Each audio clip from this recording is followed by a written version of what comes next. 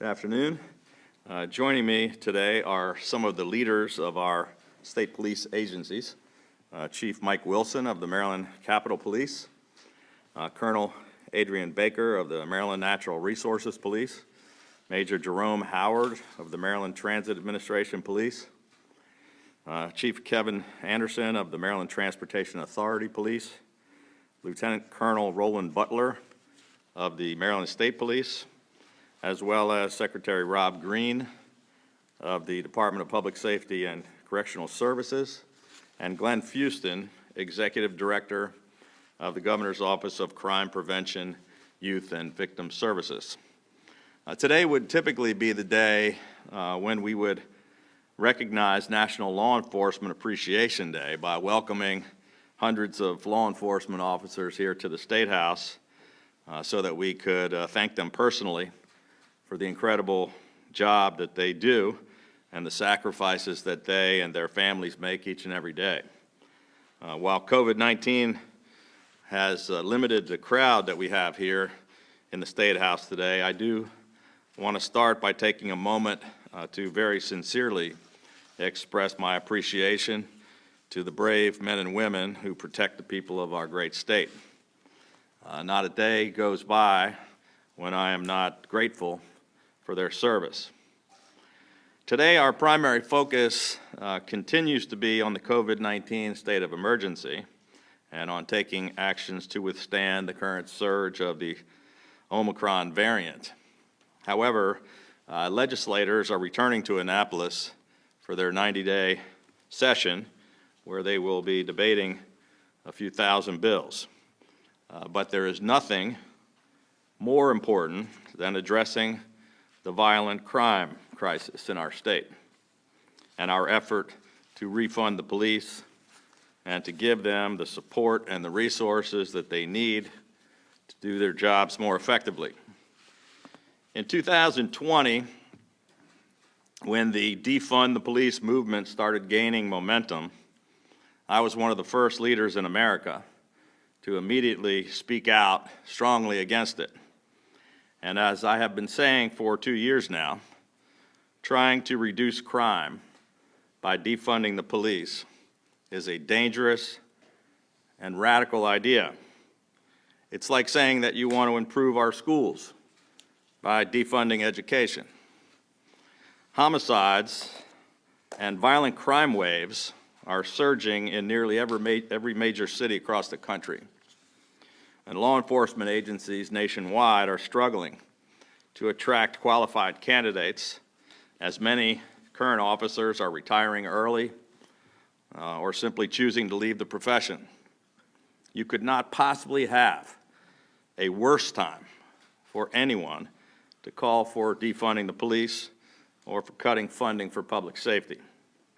The reality is that our police are underfunded and under attack, which is why last fall I announced a Refund the Police initiative that included the investment of $150 million to recruit and retain more quality officers, increase diversity, expand community policing efforts, improve training, and teach better de-escalation techniques, and to provide body cams and other technology and equipment upgrades.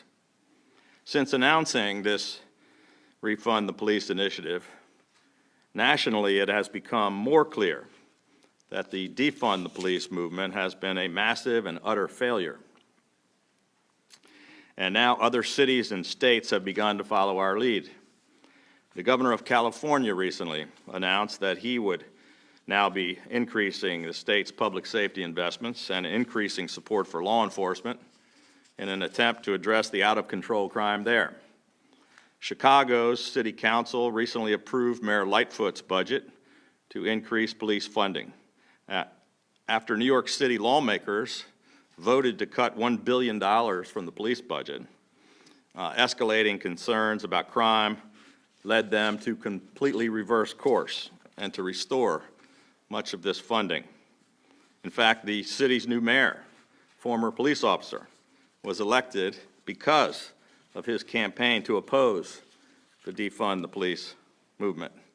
And last month, even the mayor of San Francisco, who had been one of the leaders of the Defund the Police movement, has reversed course and is now promising to ramp up law enforcement resources. It's time that the reign of criminals who are destroying our city to come to an end, she said. And it comes to an end when we take the steps to be more aggressive with law enforcement. Even in the most progressive cities all across the country, leaders are now following our lead and admitting that instead of defunding, that they need more investment in public safety. Now we just need the Maryland General Assembly to do so. Today I'm announcing that we are expanding our Defund the Police initiative to a 3-year, $500 million investment in increased support for our police and for increased crime control and victim protection services all across the state of Maryland. Additional specific details will be laid out when we submit our budget next week, but this expanded and enhanced $500 million Defund the Police initiative includes an additional $137 million, which is a 50% increase in state police aid to local jurisdictions statewide, and we will be introducing legislation to make that 50% increase in police aid permanent so that the next governor won't be able to cut it. Another $220 million will fund historic salary increases and bonuses for law enforcement officers to ensure more competitive compensation to help with recruitment and retention. We will also be committing $50 million to major capital improvements for Maryland State Police Barracks and a new tactical services building for the Special Operations Division.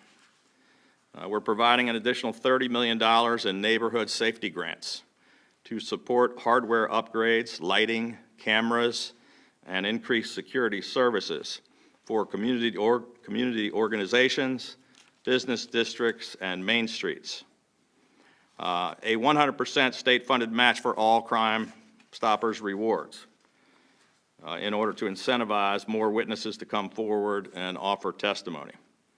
And $37 million to fully fund victim services providers, which provide vital resources for some of our most vulnerable, including the victims of sexual assault and domestic abuse.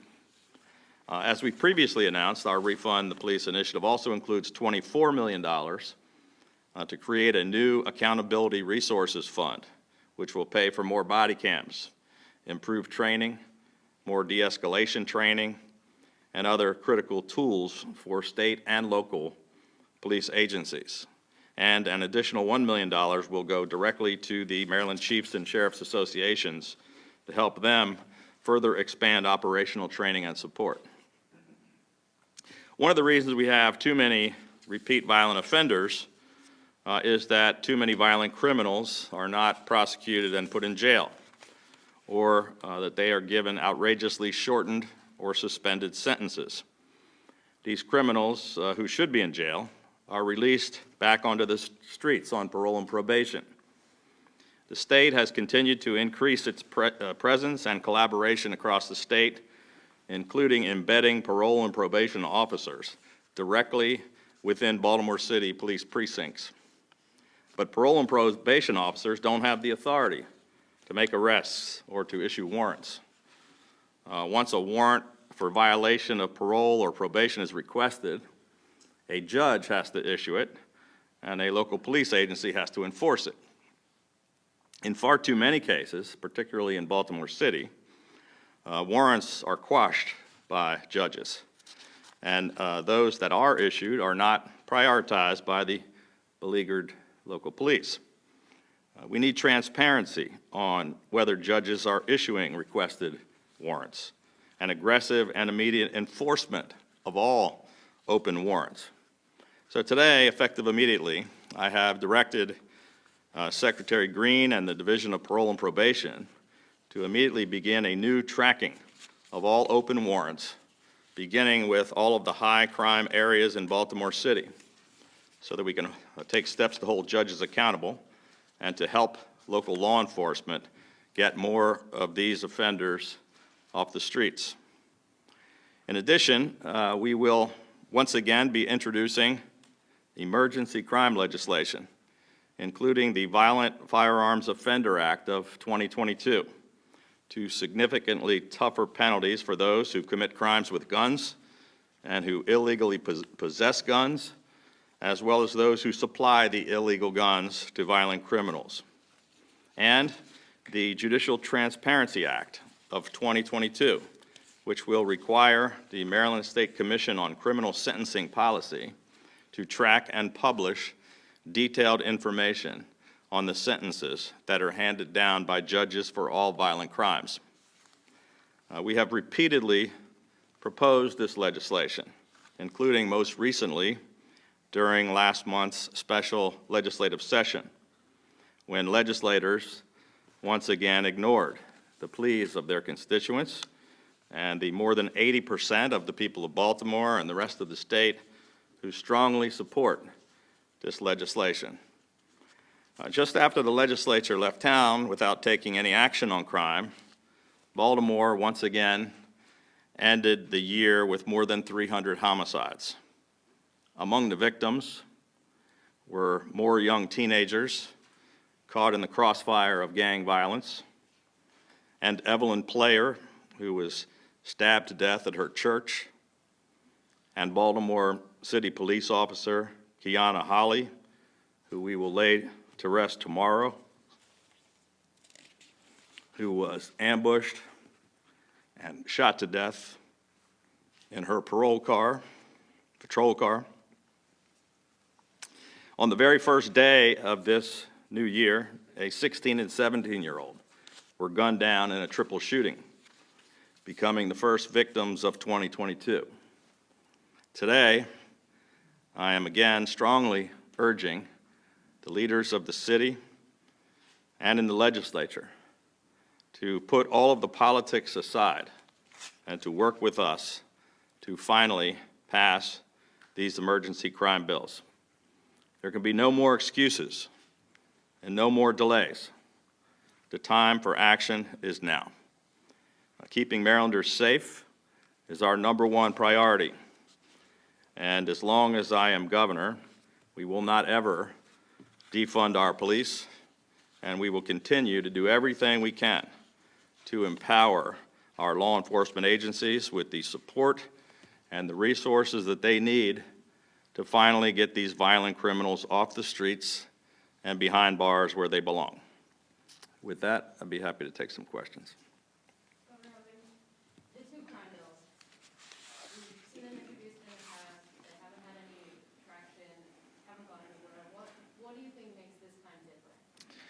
Well, you know, this is the time we have to get it done. We did pass it through the Senate last year, and I believe the year before, and it got held up in the House. We tried to get it done in the special session, and you know, I think their response was we're only focused on a couple of things here with respect to vetoes and congressional redistricting. We don't want to take it up.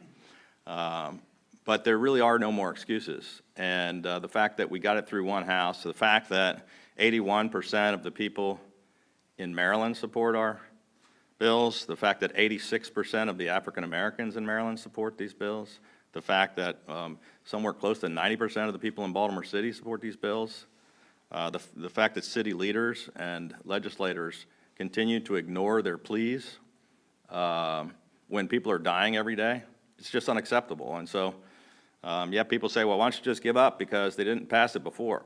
We're not going to, because this is our main job, is to keep our constituents safe, and that job's not getting done.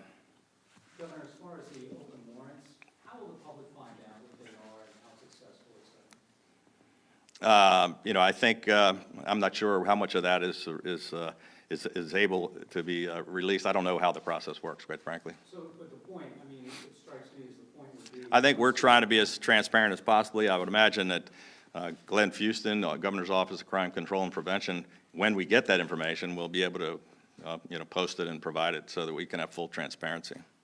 Governor, much of the talk's always Baltimore City. Prince George's County over the last couple of years has seen the murder rate double. There Yeah. Georges County. The frustration I hear from police there and elected county leaders is failure to hold people accountable. Yeah. You can't legislate that, can you? I mean, is that? Well, you can. That's exactly what our legislation is all about, is holding people accountable. And so it's about holding the judges accountable who are giving or not giving the sentences, and it's about having the violent criminals held accountable by giving them, jail sentences and taking them off the streets.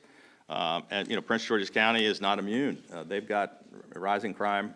I said it was all across the country in most major cities. I mean, Prince George's County is much larger than Baltimore City, and it's a pretty dense population, and they've got crime issues that they're dealing with rising crime as well.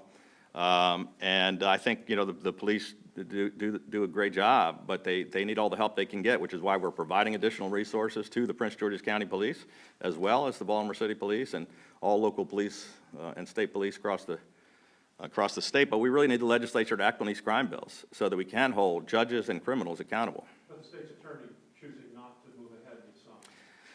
Well, I mean, that's a big issue as well. I mean, if we have prosecutors that won't prosecute crime, it doesn't matter whether, what jurisdiction that's in. It's a serious problem, and that means we've got to elect better prosecutors. When you say warrants are quashed by judges, do you have a percentage on how many warrants and the data that supports that? I don't have the exact data with me today, but we can follow up with you afterwards and get you that data. Dr. Hogan, if this legislation doesn't pass during the session again, what other measures are you considering to get crime under control? Well, we're taking every measure we possibly can, but providing more money for the Baltimore City Police, more money for state police, and it's going to help. But we can't really, we can't keep arresting them and the same guys every day when they keep getting let on the streets. That's why this legislation is so important. Will there be more arm twisting this time? Will there be more of a legislative push? I mean, It was a pretty big push the last couple of years. you've done that. I mean, we amazingly got it done through our 70% progressive Democratic state Senate. And now, nationally, the mood has changed dramatically on getting tough on crime. As I mentioned, the mayor of San Francisco, the mayor of Chicago, the mayor of New York, it seems everywhere in the country, they're now starting to get tough on crime. And maybe it's time for the House of Delegates here in Maryland to do the same. Governor, have you rescheduled a meeting that you had planned before the holidays with the mayor of Baltimore? I think we're still working to try to do that. I mean, obviously, we're in a state of emergency now, and, I was quarantined for 10 days with COVID. In fact, we had the meeting with the mayor, I think, the first day that I was unable to be there because of COVID, and we're trying to get that back on the schedule. We both are pretty busy, but I definitely want to sit down with him and try to get his support for these tough crime bills. Are you open to a meeting with State's Attorney Marilyn Mosby as well? No, we have no meeting with her. I said, are you open to it? No. Governor, we're 2 days before the legislative session starts, huge budget surplus. Can you tell us a bit about some of your proposals, retirees, tax relief, stuff like that? Well, I could tell you a little bit about that, but then that would ruin all the surprise of all the rest of the announcements that we have. And we announce our budget next week, and I'm sure we'll have a press conference to talk about that. I think we may be rolling out a few more things over the next week. But, our focus for the whole legislative session, as I mentioned, is going to be on crime, on cutting taxes, and, on trying to get some fair maps in the redistricting process. But the budget details will be rolling out next week. We've been able to accomplish a lot of things. You may have seen we reached agreement with every state employee union. So that was a big step in the right direction, not just our police unions, but every other group in the whole state.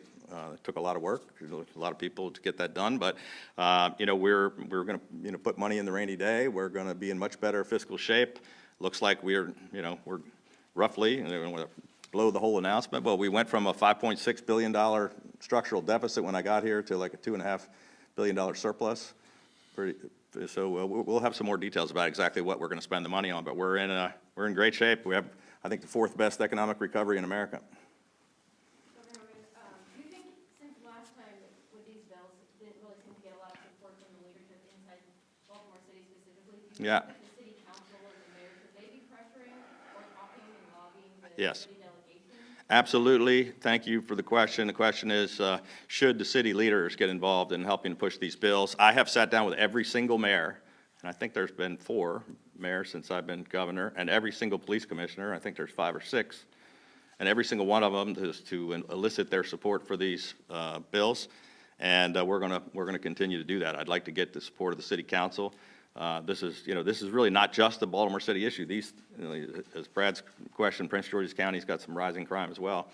But it is the place where we have the most murders and the most violent crime. And if we can't get the city leaders to show support, it makes it much more difficult for me to convince the legislators from Baltimore City and from other places that they should vote for it. Governor, aside from the mayor, have you spoken? I'm sorry. I don't know quite how to really form this question, but I mean, I just left the murder scene in Bowie, and there was a fellow that was clearly involved in the drug trade. He had a gun in his hand, his finger on the trigger when they found him.